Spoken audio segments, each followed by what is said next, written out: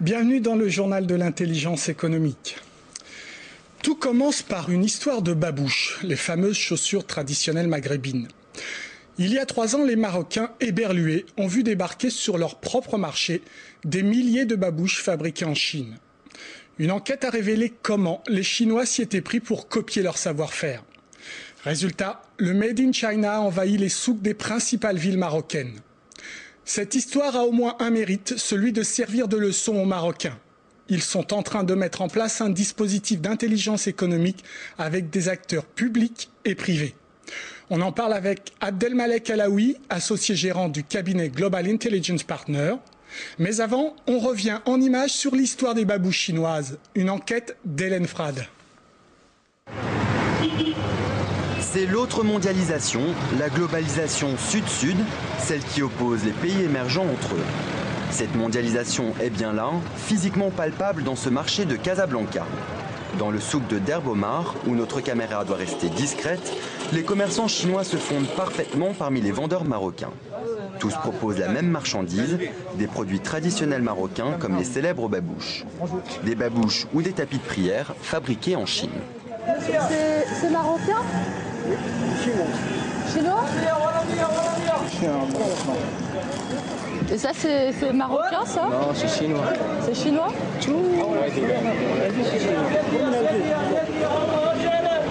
Aujourd'hui, tout le souk est Made in China, une situation plutôt cocasse. En fait, les Marocains semblent avoir été surpris par le phénomène. Il y a 4 ans, les autorités ont découvert avec stupeur des conteneurs entiers de babouches qui provenaient de Chine.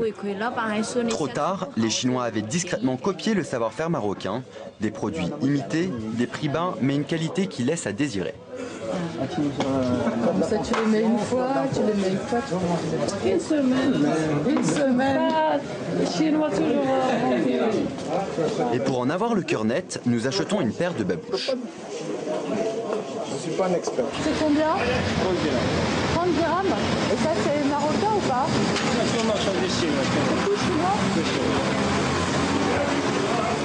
30 dirhams, c'est 3 fois moins cher que les babouches bas de gamme fabriquées au Maroc.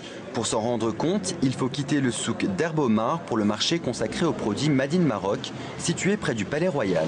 Ici, les prix des babouches commencent à 90 dirhams et grimpent rapidement. Ça, c'est 150. 150 dirhams? Ça, c'est quoi? Ça, c'est 450.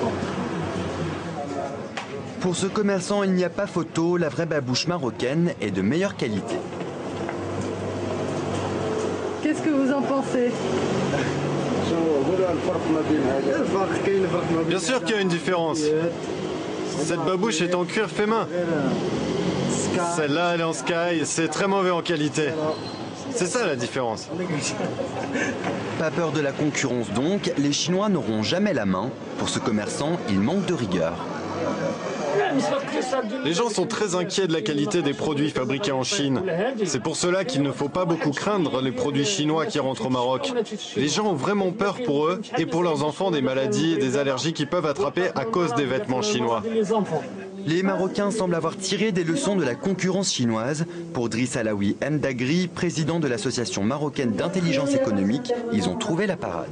Il est essentiel de se doter d'outils de veille pour précisément voir où est-ce qu'il y a des imitations qui se font, quels sont les gens derrière ça. Une pétition a circulé au sein du Parlement espagnol pour alerter le gouvernement. Les députés craignent que Tangemed fasse de l'ombre au port d'Algeciras. Et vu les projets de Youssef Benchekroun, directeur de la zone d'activité, la guerre des ports risque d'être particulièrement sévère.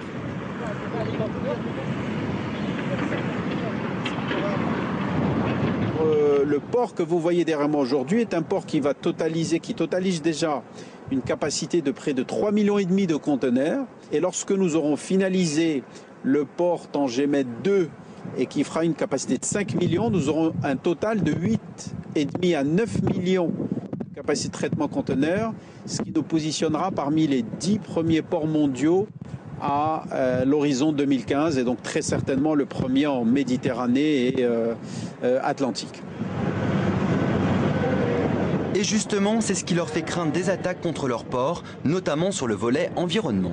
Écoutez, chacun fait son travail. Nous, on essaye de faire le nôtre du mieux qu'on peut, sans se préoccuper de ce qui pourrait nous perturber ou nous déstabiliser. Sereins, les Marocains semblent prêts maintenant à affronter les coups bas de la concurrence.